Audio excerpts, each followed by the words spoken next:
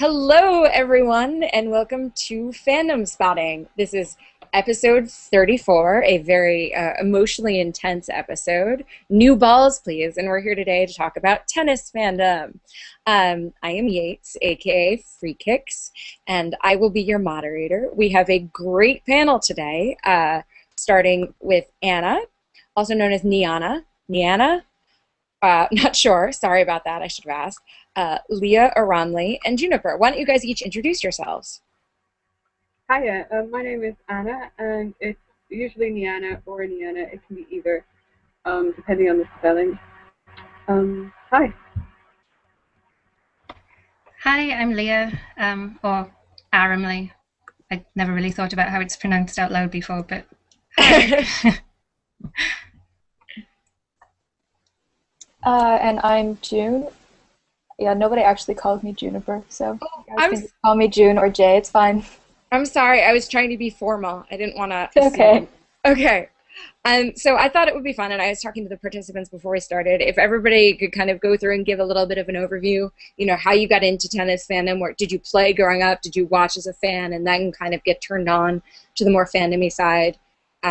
So yeah. Okay. Well, I have always been watching Wimbledon every year. I think most people in Britain and Ireland do, and I'm from Ireland. So every year I watch Wimbledon, and then I don't know what year it was. I was watching the Federer-Roddick matches of 2004 and 2005. Those were fantastic. And I just got into fandom itself in around maybe 2002. And it just occurred to me that there must be some tennis flash. So I had a look, and there was. And then, of course, in 2006 and 2007, there were those fantastic Wimbledon finals with Federer and Nadal. And I suppose it was after 2007 that I started watching it year-round, and that was when I first got into Nadal Flash, which I will be talking about, I'm sure, a lot. Yeah, and I've been there ever since. There were some kind of dips. Sometimes I wouldn't be so into it, but I've always been, well, ever since around 2007, been really into tennis. So that's kind of how I got into it.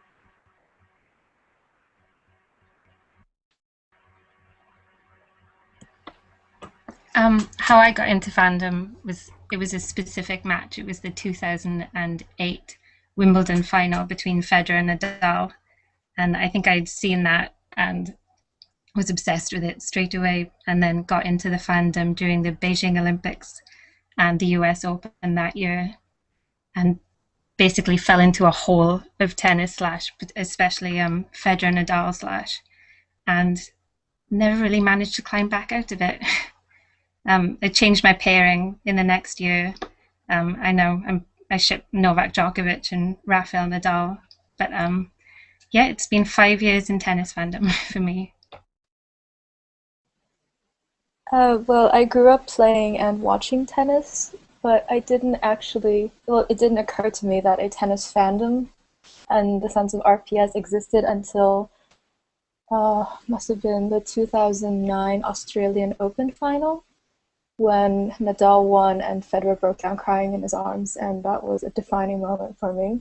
And I went, wow, there must be somebody on LJ who also likes this. And lo and behold, I actually discovered Leia and Anna's fix, I think. And yeah, and now I'm here, still in this fandom. Great. Thank you guys so much. I am kind of in this podcast, I guess, as the ignorant but curious outsider. So we actually, let me just give everybody a little bit of a background. We had to kind of slot this episode in relatively late in the game because Wimbledon was happening and the French Open had just happened, and lo and behold, everyone was talking about it, but we didn't really have a format for it, and none of us were really in the fandom, so we kind of threw this all together. So thank you all for coming. Today, obviously, we are broadcasting a little bit later than usual. We're delayed by about an hour and a half because it was the men's singles final. And the reason I bring this up is because it seems like, from what I'm gathering based on the conversations that you guys have, or what you've just said, that single games can really impact how people view fandom and pairings that exist. So if you've just been watching Wimbledon, how would you guys describe, do you think that this game, or this match, sorry, will have any impact? How would you sort of, what was the viewing experience like as a fandom person and not just as a tennis fan? Torturous. Yeah. So many feelings. So many feelings. There was this strange article or trend that happened right before the match because the Novak-Andy rivalry friendship has been hyped for about 2 to 3 years now, ever since both of them, actually got good enough to make Slam finals together. And suddenly, just yesterday, people started saying, they're not actually friends because both of them had said, oh, you can't be friends with someone you're competing with all the time. And I just saw, like, the shipping fandom have this minor implosion. So I don't know how it played out today because I ignored LJ, but that was fun to watch. Now, when you say it's been hyped up, are you talking about the mainstream media, and were these responses coming from other people in the mainstream media, or is this kind of an interaction between sort of sports journalism and then fandomers?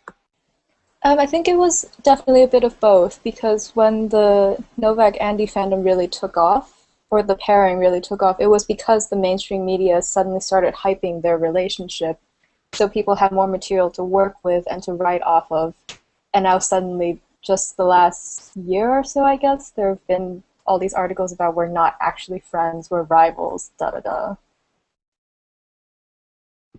I think they've been on record as saying that their friendship is kind of on hold until they finish playing, and they don't have that like competitive dynamic in their relationship anymore, which is interesting.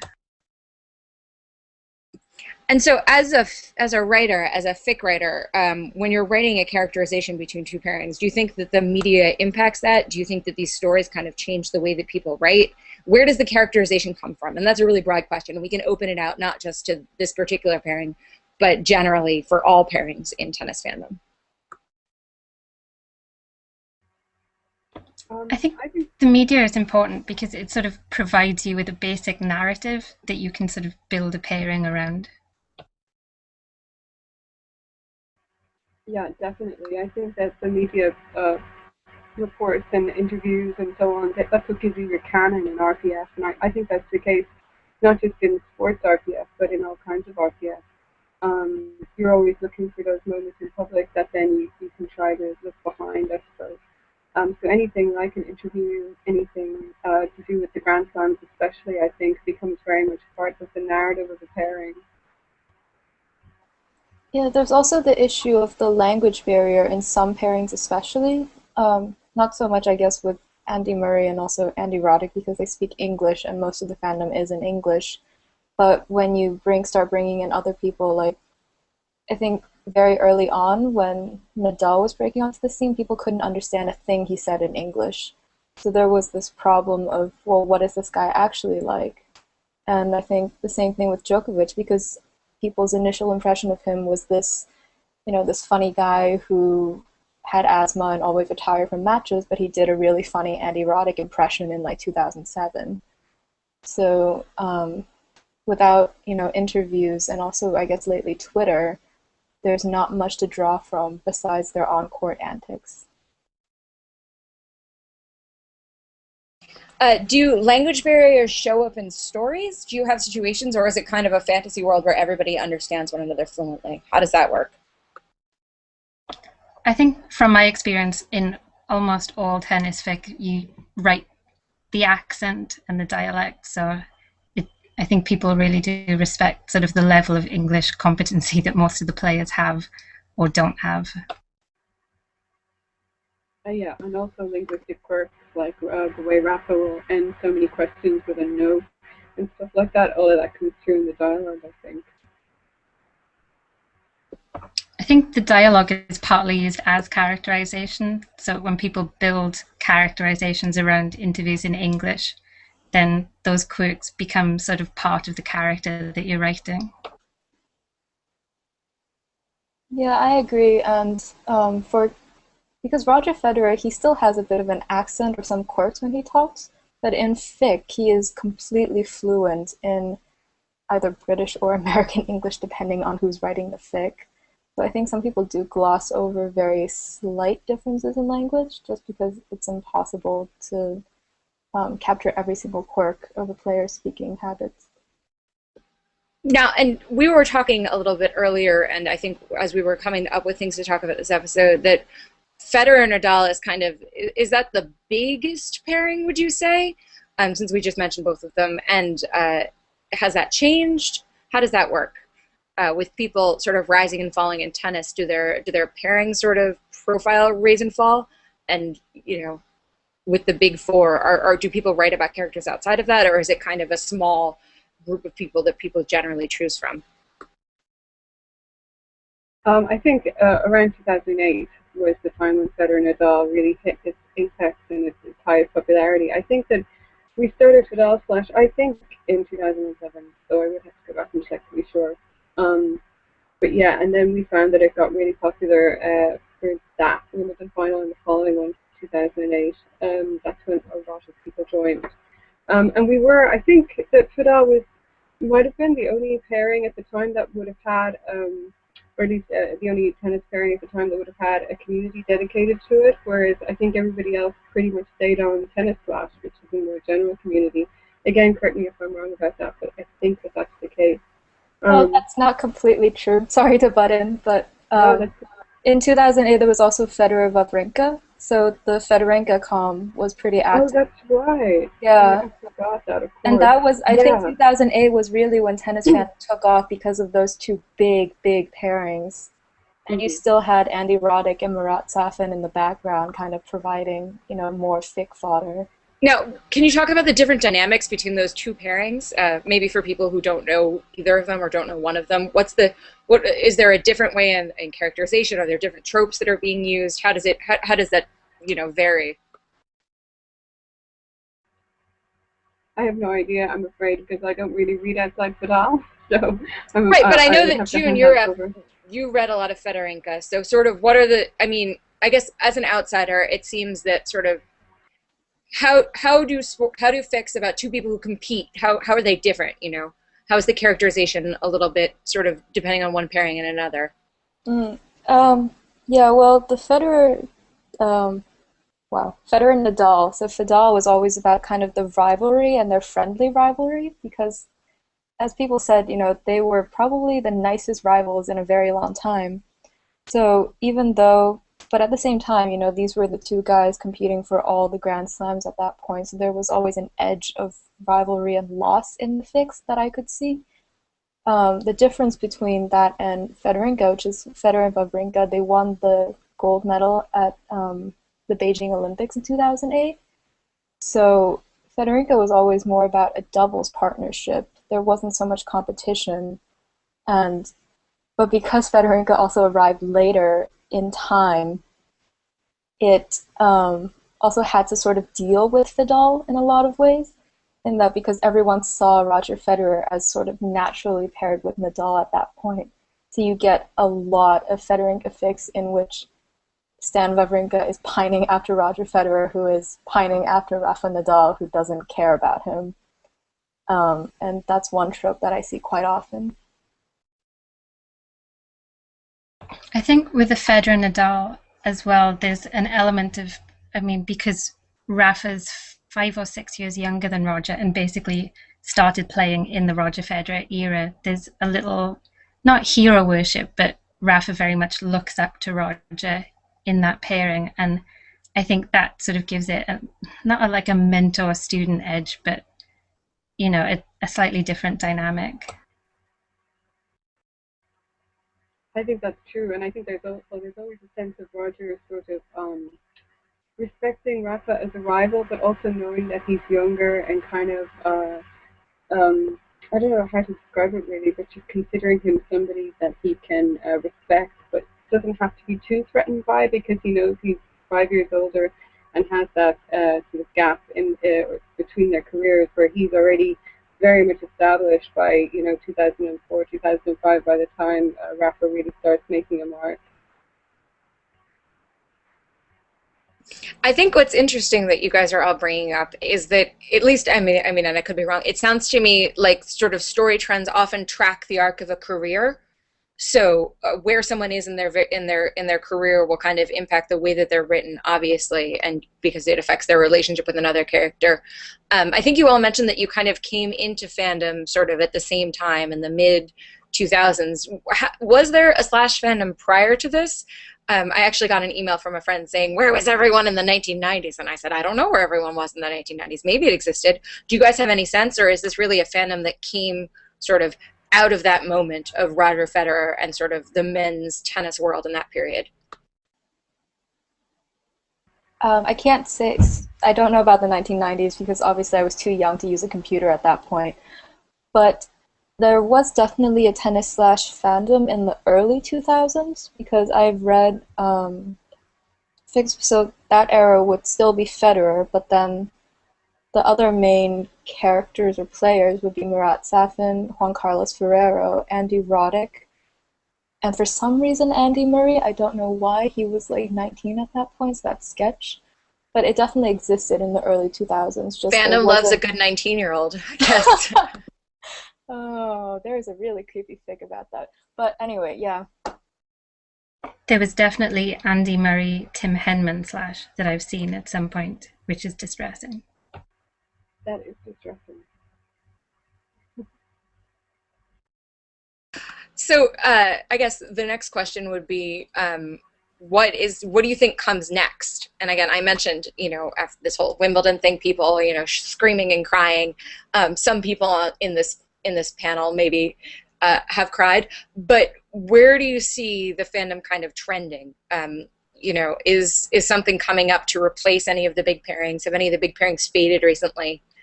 What's your trend cast, to use a terrible term that I promise not to use again? I think Novak Andy will probably get a big boost from this. And I think for the next couple of years, pairings will probably focus around Novak Djokovic. There's sort of been a little bit of a trend towards that since he started to win things consistently, since about 2009, but particularly since 2011.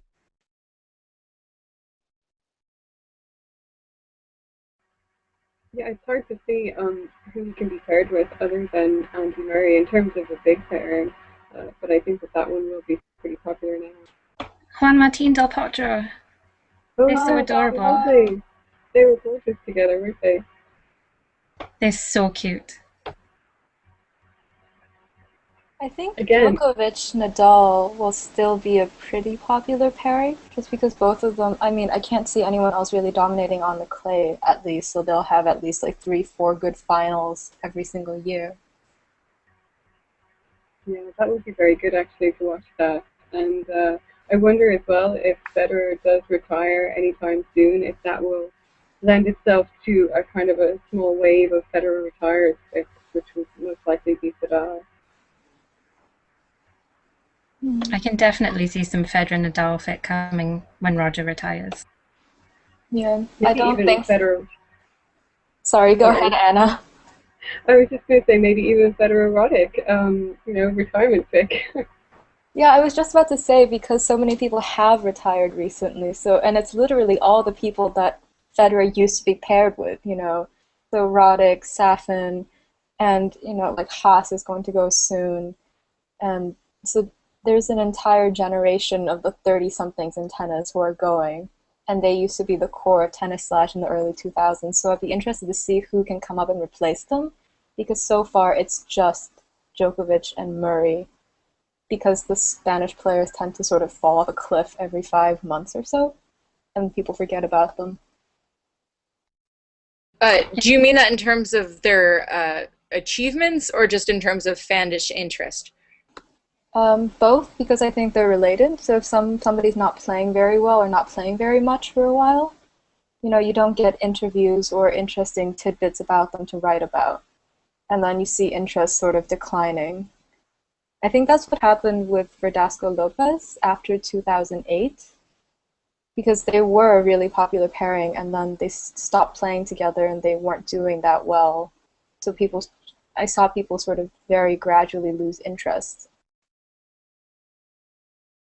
I think they were almost actually in real life married at one point. I genuinely believe that. Go on. When you see that there's one photo of them arriving at a hotel with matching Louis Vuitton luggage, which I think is pretty classic. There are all these pictures of them from the Davis Cup, also 2009 and 2010. Was it 2010 when they won, and then they went to a club, and there's this video of Feliciano Lopez like singing a love song across the dance floor at Verdasco, and that was like a big thing in fandom for about a month. It was that U2 song, With or Without You. Yeah, that was it. Do you remember the picture as well? I think, was it them? They were on holiday and they were on a boat and they were doing the Titanic thing off the front. Yeah, that was them. Yeah. And they're taking pictures of each other at the beach. I wish they would come back because they were the best. Yeah, they have, neither of them is, well, I suppose Lopez is doing quite well right now, isn't he? But Verdasco's way down the rankings. Verdasco's just a mess. Lopez is, I mean, I'm just surprised that Lopez is doing better than Verdasco, but... Yeah, it shouldn't be that way, I think. But it is. I mean, I love Lopez, but I think Verdasco's a better player, and I think that was evident in the quarterfinal of Wimbledon. He played so well. And you never see Lopez really getting that deep into a tournament or playing that incredibly well. So it makes no sense to me that he should be so far down in the rankings at the moment. And I like to think it's because the breakup really affected his tennis. I think that's true. There are actually all these stories about their real life drama issues. I don't know if I should bring that into this podcast, but Verdasco's series of girlfriends, essentially, and apparently Lopez hated every single one of them. Beards. Yeah. Beards. That was actually going to be my next question. So you should absolutely bring it into this podcast. But I thought it was interesting that now what we're talking about, how sort of characters are perceived by fandom, or what you've just mentioned, is not just interviews and stuff, it's pictures that people have. So what is the relationship, do you think, between tennis fandom and sort of, I guess not reputable sports journalism, but less reputable sort of tabloid culture, celebrity gossip? Where is, is there a line that people draw generally about what sort of information they consider fair game in the stories, and where does that line lie? Or is it different for every writer? I have never come across any information or pictures that people wouldn't consider fair game once they saw it on the internet. I mean, recently, just Jared had a bunch of photos of Rafa on a boat in Ibiza, and he's clearly not happy about being photographed, I think, when you look at them. But nobody's going to say, well, right then, I'm not going to write about Rafa being in Ibiza. It's totally fair game. And a few years ago, there was a picture published of him changing his shorts on a boat, and that was online. So it's a kind of part of what's there and what's consumable and what's available for fans. Yeah, and sometimes for certain players or pairings, there's so little information, you kind of have to go on internet gossip. I don't know if Leia, I don't know if you guys ever remember this, like maybe 2 years ago, there was this strange rumor floating around that Billie Jean King had outed Tommy Robredo at a book signing event. I never heard that. I did not hear that. I mean, it was a pretty disreputable rumor, like nobody really believed it, but there was at least one fic based off of that strange internet rumor. Tommy Robredo. Wow. Yeah. To be honest, like I wouldn't even really know where to go for tennis player gossip. I don't think a lot of them are really famous enough for mainstream tabloids to focus on particularly. Maybe like Rafa and Roger and Andy Murray in Britain, I guess. But for a lot of the lower ranked players, I honestly wouldn't know where to go on the internet to get gossip. I think it's places like Men's Tennis Forum and stuff like that when people get into chats. I think that's where the gossip tends to be spread around, in my experience anyway, but I was never a member there, so it's only what I hear.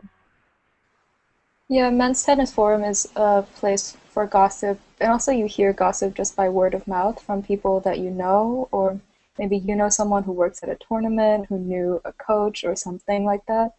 Tennis fandom is still a really small place, so gossip does get around. And then there's also Twitter, which since a lot of players have gone online, that has been another source of information. It makes me super uncomfortable because Twitter is where I like to hang out, and I don't want, like, I don't know. I don't know how you guys feel about Twitter and players and fans interacting like that. Twitter makes me very, very nervous. Just how easy it makes it to break the fourth wall is really scary.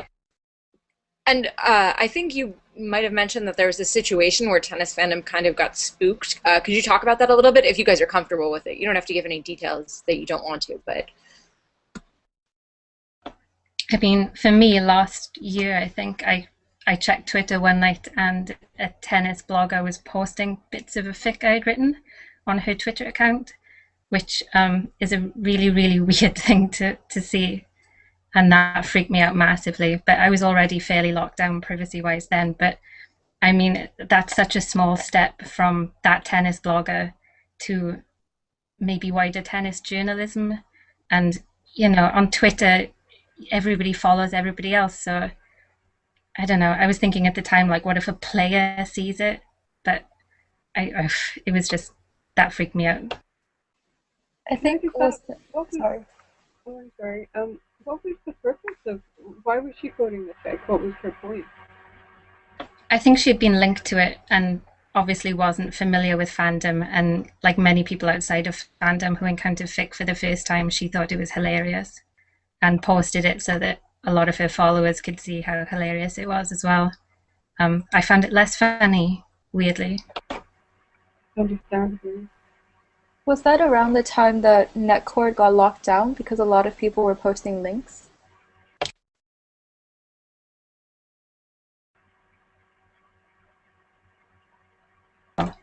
Sorry, I have my microphone on mute. Yeah, I think that was the same incident. A lot of other people had their fic linked to on Twitter as well.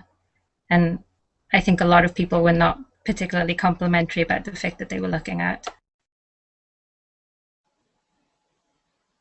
I always wonder, and I mean, I completely understand the concern, but it always kind of seems a little bit hypocritical to me on the part of sports journalists. And I don't know if this is true with tennis, but I know, say, growing up watching baseball, there's a lot of sort of sports baseball journalism that veers pretty close to the genre of speculative fiction. I don't know if that's a thing in tennis also, but you get a lot of stories that are kind of like, well, how must they be feeling, and what do you think the conversation was like that they had? And so for me, again, I don't know if this is a thing in tennis, but it always felt like you're already leading us down that path, you know, with these kind of stories about relationships. It just seemed, I understand completely why, you know, someone would lock down. I would probably do the same thing, but it always kind of makes me angry that people respond that way, given how much of the narrative, right, is narrative and relationship based. But I think that's an issue with RPS fandom or RPF fandom in general, that you know, all the information we get is a narrative anyway, so to produce it in a different sort of narrative somehow is wrong, but to produce it as journalism is okay. But people can't seem to really accept that, so you end up with, you know, situations like this, essentially. I don't know if anybody else saw Caitlin Moran's tweet today. Did you see that? Where she said that at the end of the match that they should kiss first nervously, but then I think more strongly. But I'm just looking now. I think she may have deleted it. I'm not sure. Is anyone on Twitter? They could look up Caitlin Moran. Oh, I saw that tweet. So yeah, because I retweeted it and now it's gone from my timeline. So I'm just wondering if she deleted it. That would be funny, because she clearly wrote a piece of, you know, explicit RPF fan fiction there. So maybe she got embarrassed. I'm not sure. I can still see it on my account. Oh, is it there? Maybe she's standing by her fan fiction. Okay, sorry, it just wasn't showing up in my tweet deck, but I can see it now on my actual Twitter site. But while we're on the subject of breaking the fourth wall, and I mentioned this in our email thread earlier, but I've actually had a direct run-in with someone I wrote about in a fic actually finding the fic. And oh my god. Yeah, it was kind of traumatizing. I'm not going to say who it was, just in case he's still listening, because he's a creep and I think still follows me on Twitter. But it was like my return to fandom after a pretty long hiatus, and then I posted a fic, and about a week later I got this direct message on Twitter from this guy who was in the fic who said, hey, I was Googling myself and I found this really interesting story that you had written. As if this is No. quite slanderous. Oh Do my you mind God. taking it down? And I was like, oh my God. So I locked it. And then a day later, I got another message from him. And he said, you know, on second thought, I found your story pretty interesting. Could you unlock it so I can show my friends? No. No. Oh my god. Oh my God. Actually. And I was just like, hell no. And I locked it down forever. Oh my But god. that just That's shows you how funny. small tennis fandom actually is online. That, you know, it's so easy to find everything because there's so little of it. It's basically impossible to hide anything if you were actually looking for it.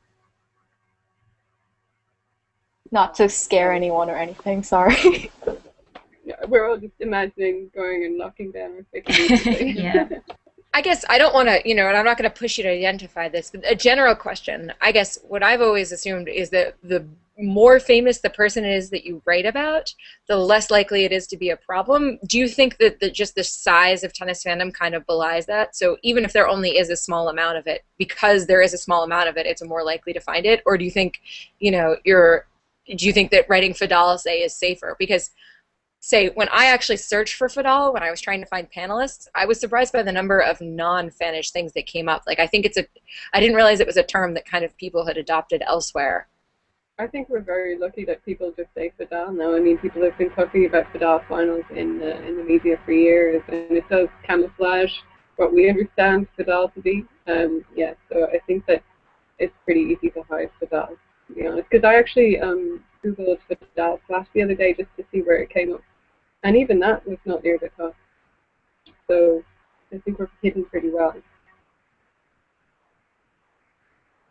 And the same, like, I know people use the term Rafole for Rafa Novak matches as well. So hopefully that's a bit of a smokescreen as well. So I do kind of wonder if these terms come from fandom or if they just, if you know, it's the same process in fandom as outside fandom to make these names. I think Raffaele is a bit of a stranger one, so I didn't realize that was used outside of fandom. I don't like it, but That's yeah. weird. I think again, the small number of people who are actually in tennis fandom. So, like, if you're in fandom, you're also a general tennis fan. So then these terms start leaking over. Like, so many pairing names are accepted in mainstream use. You know, like we said, Fidal, Rafole, Novandi, even for Novak Djokovic and Andy Murray. And then Fedorenko was actually very widely used in English and actually Swiss journalism at one point for Federer and Wawrinka.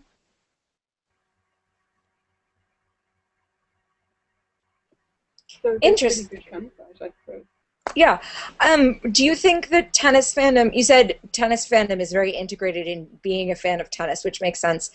Do you guys think that tennis fandom is well integrated into wider mainstream sort of fandom, or do you feel like it stands apart? I've never felt that tennis fandom is very well integrated. I mean, I say very well because it should be. There's no reason it should be, but yeah, no, I don't think that there's a lot of crossover between tennis fandom and other sort of media fandom. Yeah, I think the biggest But crossover is probably tennis RPF and football RPF, but not so much with like traditional media. Right, the Confederation of Attractive Spanish Athletes. Right. that sounds right. Yeah. So, as writers, do you notice that the people who are commenting to your fics are not general fandom fans? Do you think that they only read in tennis fandom, or do you think it's more that writers only write in tennis fandom and people read more broadly? I think it's a little bit of both.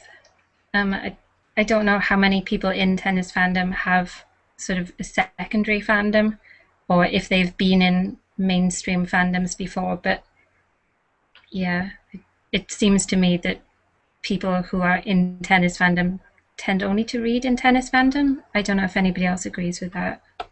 I do, yeah, I do. And I think that, you know, unlike a lot of media fandom, which is on for a 22 weeks out of the year, sorry, even though it's spread over the year, you know, a season of Supernatural, for example, is 23 episodes long, and then you've got the huge summer hiatus and people wander off. Whereas tennis is on basically all the time. We have short hiatuses at Christmas, maybe one between Australia and place or North American hardcore, I suppose. and then you got one in the summer. But really, there's an awful lot of tennis to watch, and it never seems to stop. And there's never a resolution. So I think when you're in tennis fandom, you're really drawn into this full-on, all-year-round, non-stop drama. And I don't think there's a lot of time for other fandoms. That's what I found anyway. Yeah, I mean, tennis literally starts, the season starts on January the 1st and finishes in late November or early December. And then the narrative for the next year starts up. So it's literally all the time. And there's Davis Cup in December too. Yeah, yeah. And even then, you're going to have pictures of somebody on holiday or doing some charity match. There's often a charity exhibition match sometime in December between somebody and somebody. So there's always something coming along that would be of interest. So it's sort of exhausting in a way, but it's also amazing. Yeah. So if tennis fandom is a bit more isolated, do you think that impacts the kind of stories that get written, the AUs that you see or the tropes that you see? What kind of stories do you see in tennis fandom, and how do they relate to other fandom stories? In my experience, my preference tends to be for very canon-based stories anyway, but I think there's a huge proportion of very canon-compliant stories in tennis fandom compared to other fandoms I've read in. Yeah, I would agree with that. I think tennis fandom, because it's isolated, also tends to miss out on the major, I guess, AU trends. Like, someone is going to have to help me out on this, but like the whole werewolf thing that's sweeping most other fandoms right now, or in the past couple of years, I think it completely missed tennis fandom, except for like one werewolf fic that I know of. I didn't even know there was one, so I totally agree with you. Do you mean AVO? See, I don't even know what that means because I'm not. Yeah, we're not going to talk about it. We're not going to talk about it. But yeah, that's interesting. And are the canon compliant stories that you're describing, are they sort of reactive? Is it like, oh, something happened, I got to write a story about it, or is it more kind of, I guess, general and less based on specific instances? I think there's a lot of reactive stories in the same way that I guess with an episodic fandom you would write kind of an episode tag to something that just aired. You probably write a story like in response to a match that just happened or some incident. Yeah, I agree, and I think that's why Fidal fandom and tennis slash fandom was so popular in 2008, 2009, because there were so many incidents that were, fickable, for lack of a better word. I mean, Roger Federer crying at the net is always an incident that you can write fic about. Definitely. Yeah, there were some classic moments that, and even in longer fics, they might take as a step-off point something that's just happened, or they might start a few months previous and wind in many different matches or a number of different things. And then a lot of fics would be projected into the future. I think there's quite a bit of future fic in Fidal fandom, which does look forward to. When I say look forward to, I don't mean anticipate Federer's retirement and maybe Rafa's as well. Sometimes they can be quite far into the future. So, but yeah, they're always sort of based around either things that have just happened, things that have happened over a certain amount of time, or things that you can imagine happening in the future. I think it's almost like a rite of passage for most tennis slash writers that if you're in this fandom, you've written at least one fic that deals with a very long timeline tying together past events and speculating about the future. I mean, just thinking of like the 24 writers I know, every single one of them has written a fic like that for their pairing of choice. I don't know if this is a tennis fandom specific thing or not, but that's just, yeah, it is a general trend. I think maybe that's because, sorry. Oh no, go ahead, Anna. I just maybe that just because tennis is so relentless and there's always another match going on, that sort of lends itself to that kind of long format fic. Definitely, and I mean, it's very rare that there would be a plot twist, so to speak, that you can't see coming. I mean, there's always injury, but I have to say, I think we've all, anyone in Fidel fandom or anyone who's ever written Rafa has written about his knees, and then we, last year and this year we've been dealing with his knees big time.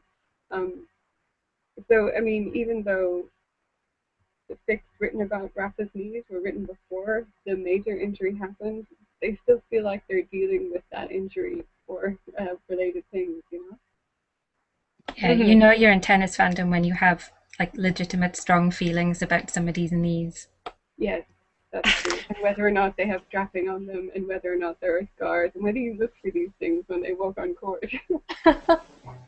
So I guess a follow-up question would be specifically to June, as the resident Djokovic-Murray shipper in this conversation, if I can pigeonhole you like that.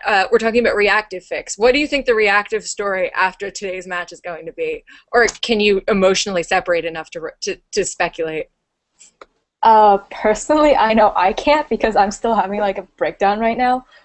But I mean, I sort of hope there will be fic.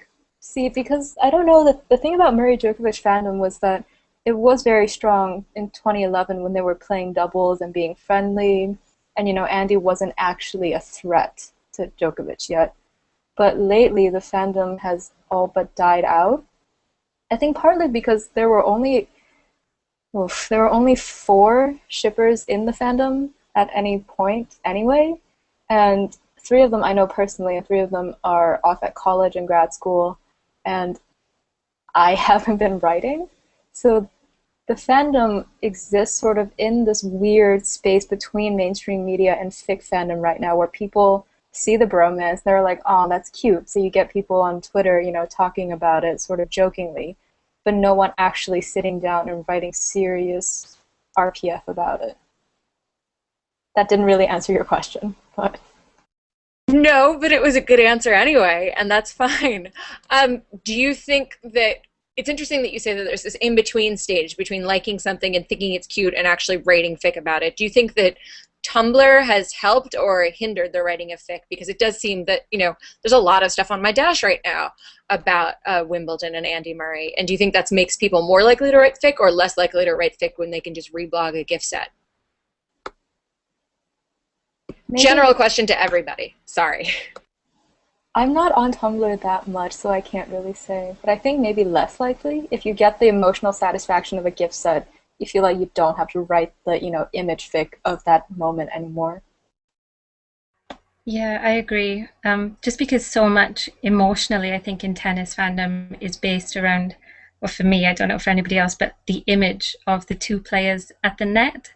Like, I think net hugs is a big thing in tennis fandom. And if you can just have that moment as a picture, then for me, I think that fulfills a lot of the emotional, a lot of the feelings around those 2 people.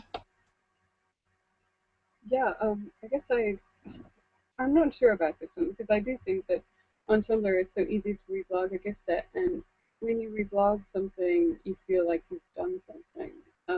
But I always felt, in Fidel fandom, I always felt that Pix fans were super important, because I think that Pix fans inspired fic, when it was the case where somebody would, usually more of a Sunlight Journal, would put together a huge pic spam, and she did great captions and everything, and you would go and look at the pic spam, and then you would feel like you wanted to do something, so you would write fic. I'm not a pic spammer, so I would usually write fic about it. But now, if it's on Tumblr, I can just reblog the set of pictures, so I feel like I've done something. So I think on LiveJournal, pictures and images actually inspire fic, but on Tumblr it has the opposite effect. Do you think they take the place of fic rather than inspiring? On Tumblr, yeah, but I don't think so on LiveJournal. I mean, I don't know how you felt about that. You probably remember more of this massive pic spams, especially of the Spanish Armada and whatever. But her Fidel ones, I thought I would find inspired people to write fiction rather than make them feel like they didn't have to. Because whereas on Tumblr, when you reblog, you've done something. When you just go and look at a pic spam on LJ, you haven't done anything. And I think there's that sense of wanting to do something. Do you know what I mean? Am I articulating this correctly? I don't know something. Yeah, I know what you mean. Yeah. Yeah, and I agree with that. Okay, well, we have an emailed request, and it's kind of a vague request, but this we have someone who would like to know, or would like to hear you guys wax rhapsodic about your favorite sort of anything. You know, what do you love? Your favorite characters slash players slash pairings slash court surfaces. So maybe that would be a fun little exercise if you want to go one by one and say why do you love what you love in tennis fandom.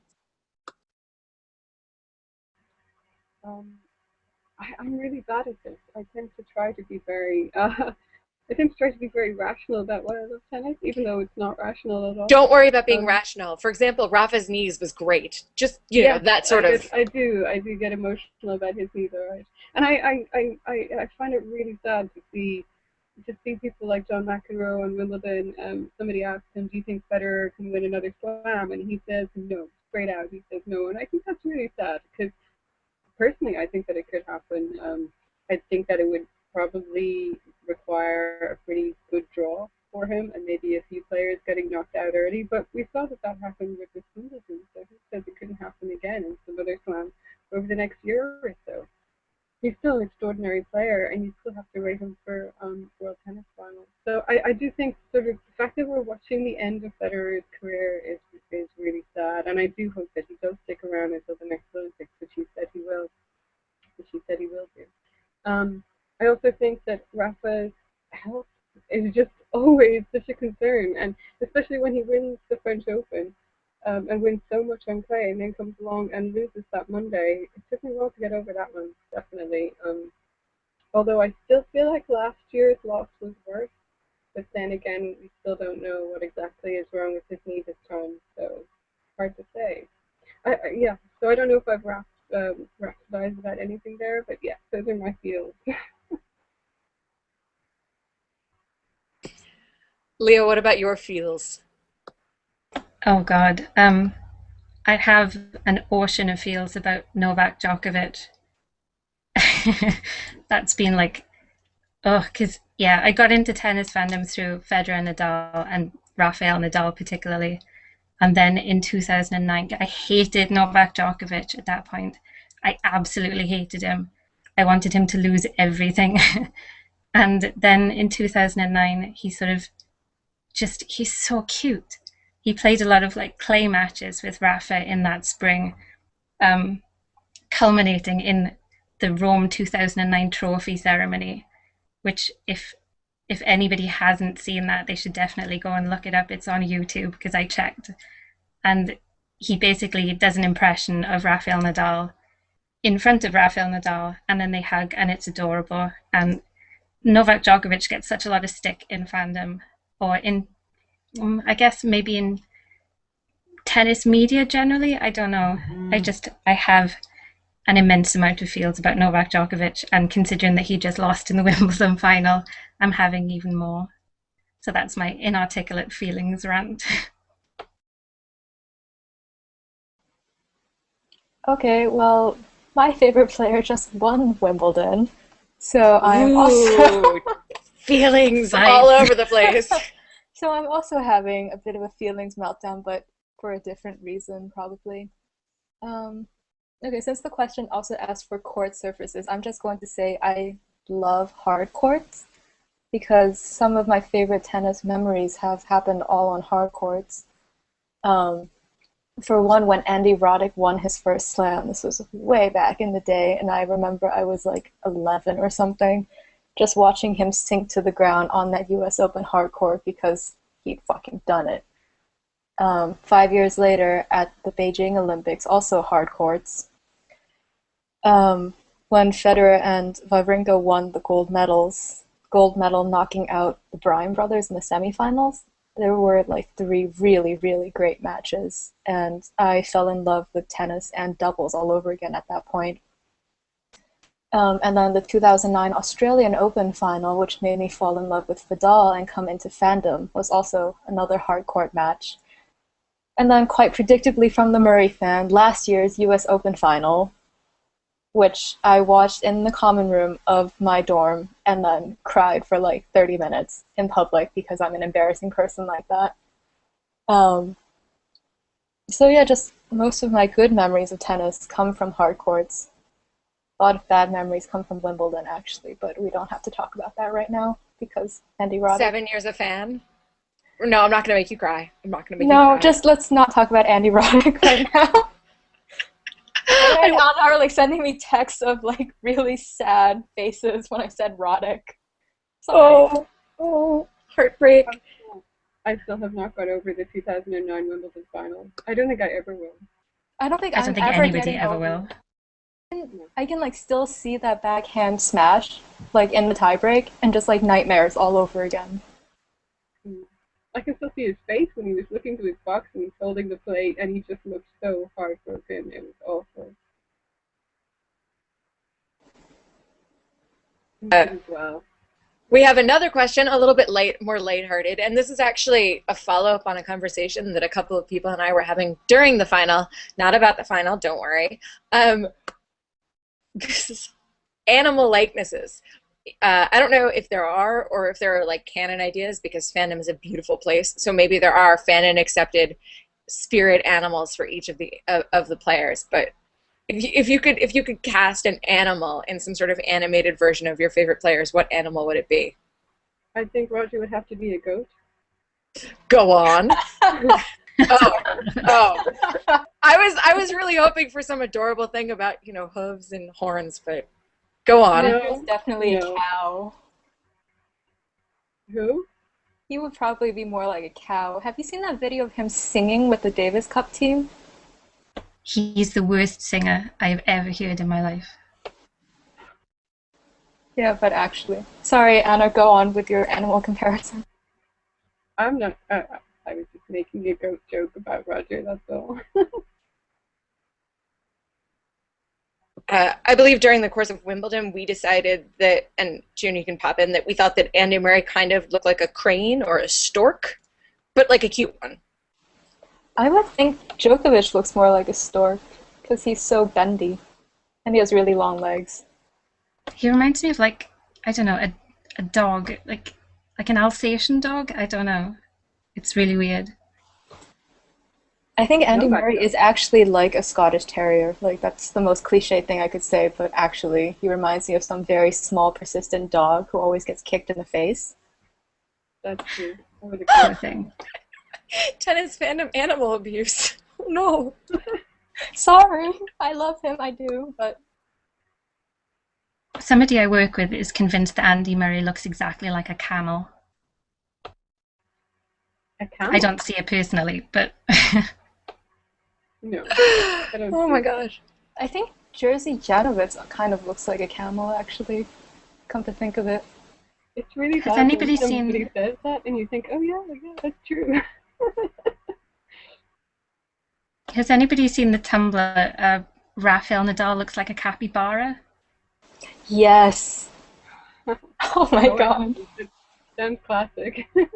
I saw it for the first time this week, and it's very much like the Benedict Cumberbatch looks like an otter thing. And I was just scrolling through it going, oh my god, I can't believe I've never realized that Rafael Nadal is a capybara. It's true. Now that you say it, I never thought of it before. I feel like there's something a little bit, I don't know, and this obviously only comes from that once a year when Rafa and Iker Casillas do a charity match together and I get to see them interact. But I don't know, I would assume he would have some sort of more playful animal creature or like a little bit more dramatic playful, I don't know. He's like a puppy. Okay. But which is ironic, is he's afraid of dogs. Is he really? Yeah, it's a line from his autobiography where he says that he doesn't like dogs because he doesn't trust their intentions. Oh I my like god. that line. It's a brilliant line. He doesn't trust their intentions. He's afraid of dogs, the dark, deep water, thunderstorms. He tells his mother to put out the fire every night and will call her 3 times until she does. He's afraid of everything. He really is. Which is so funny when you see him on court and he's so tough and he's so strong and he's actually afraid of everything. He's such a man-child, really. I just get the feeling that everybody takes care of him all the time. And it's weird that he's the older child in his family because I feel like he's very much a younger child. Yeah. I mean, even considering how mature he was as a teenager, which is also in his book. But yeah, he was a boy until he was about 26, and that was last year. So I don't think fandom is ever going to consider Rafael Nadal a grown-up, really. not really. He always has a sort of boyish aspect to him, that's for sure. There was one infamous interview about 2 years ago with Lim Barber. I don't know if you guys remember this, where she tried to break down that, childlike mystique of Rafael Nadal, and she got so much hate mail from tennis fandom for like daring to speak ill of Rafa's name. I found it hilarious, even though really, really uncomfortable, because people were being so mean to this poor journalist. I mean, I think people were mean to the journalist, but the article was particularly pointed and unpleasant towards Rafa as well. And I do think that Rafa brings out a massive sense of protectiveness in basically everybody. Because we consider him a child, pretty much. And it sounds so patronizing when we put it that way. I think it's interesting that you mentioned a journalist, June, since earlier in the podcast you guys were talking about how canon, or rather media perceptions and fandom perceptions feed off of each other. So it seems like, this is sort of an echo chamber. So maybe that's why sort of someone in the media having a dissenting view was viewed so harshly by fandom. Definitely, I would say that's really likely, because most articles about Rafa talk about sunshine, Mallorca, smilingness, how different he is off court, his uncle, all of these things, they're pretty much standard. But yeah, so any difference voice at all seems to be strange and suspicious.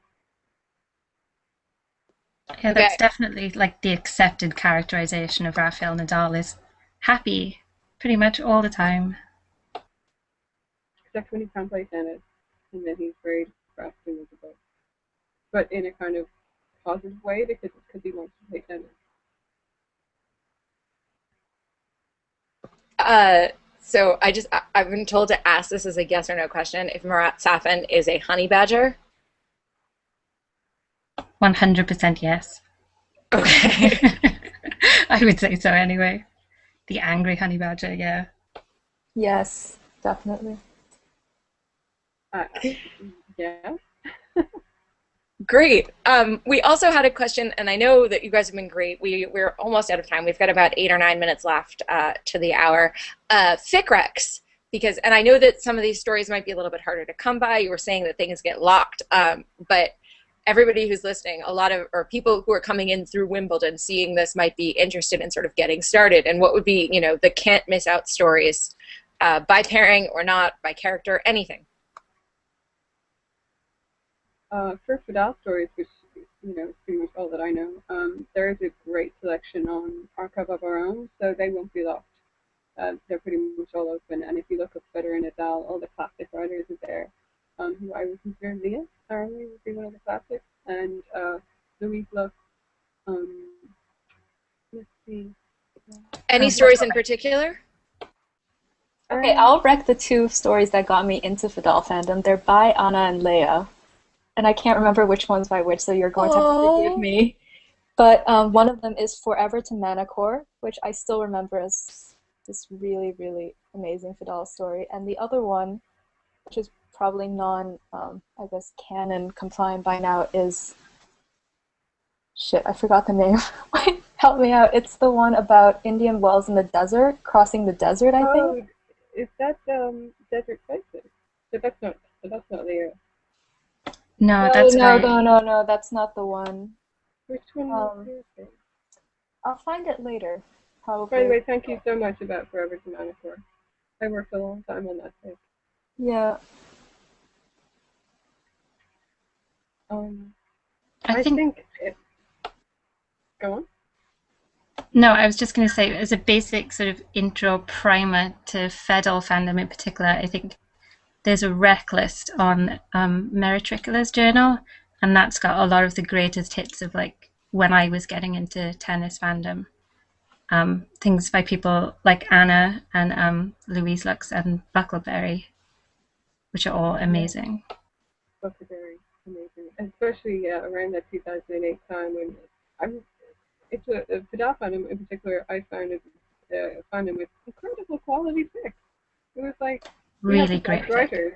I definitely think it's the fandom. We just have some of the best writers, and across the board, the quality was so high. So it's a really easy fandom to find a lot of good space in, actually. Oh, and The Long Experience of Love. I remember that one Yes, it's particularly. only Is she finished it. I know, but it's still, even unfinished, it's one of the Yeah, stories that I've it ever it read. actually it actually doesn't even need finishing because it's just perfect as it is, actually. Anyone What who's listening, it's A Time Traveler's Wife, AU, with Federer and Nadal, and it's absolutely incredible. Roger is a time traveler and Rafa is the wife, I guess. And it's so beautiful and the writing is so good. It's by Rilla, and I think it's on I think it's Amazon archived at the Prime. Bright Day now. It might be locked, is the thing. Yeah, She I think locked a lot of her fic.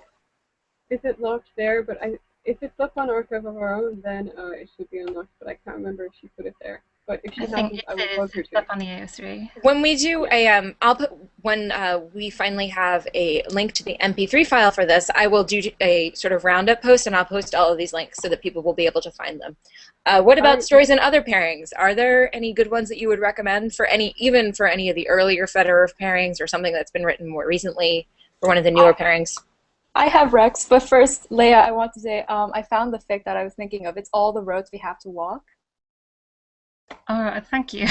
Okay, anyway, that's a Yeah, good fic, so I love people that should one look too. that one up. But for other pairing fic, specifically Murray Djokovic, since the final just happened, I would recommend Holly, who was an earlier writer in tennis slash fandom.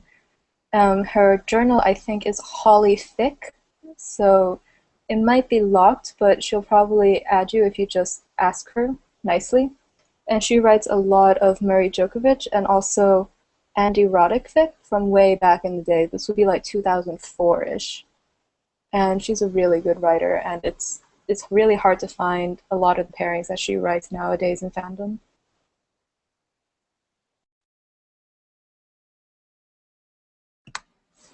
Awesome. Thank you so much. Sorry. Go ahead. No, sure. No, I was Sorry. just going to say for Nadal Djokovic, there really isn't that much fic that's not written by me but the other writer, Mary Trickler, she writes, it's amazing. And I would particularly recommend Damned Lies and Statistics.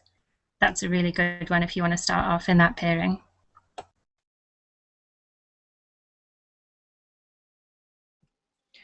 Perfect. Okay, well, we are almost coming up on the hour, so I want to thank our panelists. For those of you who have never listened before, we try to do something like this every week, although the episode obviously is different.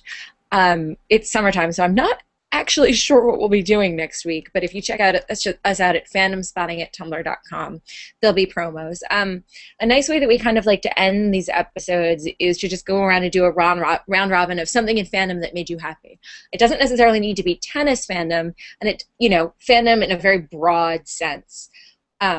So anything that you saw, a meme, a story, something that happened to somebody that you really like in a fanish way, anything like that. Wimbledon, somebody winning it. I don't know. So, Anna, do you have anything that happened this week that you were just like, yes, in tennis fandom or otherwise? Well, Wimbledon. I enjoyed that. But I suppose the most recent really yes moment for me was when Rafa won Roland Garros. That was the best moment recently because it, I suppose, solidified his return from injury and capped off a great clay season. I'm going to confess something embarrassing. I was actually in France for all of Roland Garros, and not being a tennis person and being an American, I had never heard it called that. And I spent about, I'm going to say at least 3 or 4 days, assuming that that was the name of a French tennis player that everybody was just really excited about. And so they would, I would talk to people and they were like, well, what happened with Roland Garros today? And I was like, what did he do? Did he win? And somebody had to very, very kindly take me aside and explain how. Anyway, Okay, that's hilarious. yeah, That's yeah, yeah. awesome. And like he wasn't even ever a tennis player is something that I later learned. He was an aviator. So it's not like yeah. So it's not like, you know, at least Arthur Ashe, if people referred to the tennis that's played there, I would sound a little bit less ignorant, despite, you know, the obvious reasons why nobody would be talking about him winning a tennis tournament now. But it was not the most embarrassing sort of cultural mistake.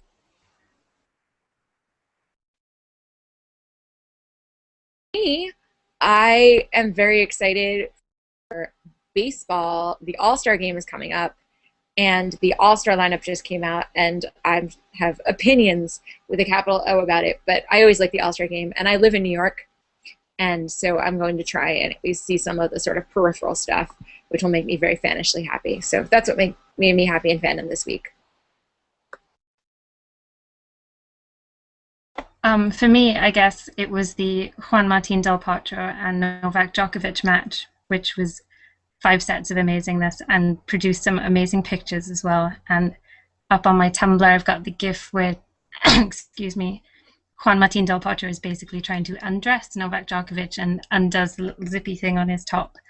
And that made me very happy this week. Is there fic of that? There should be. Do you know what? I really don't think it is, but yeah, there definitely should be. There really should be.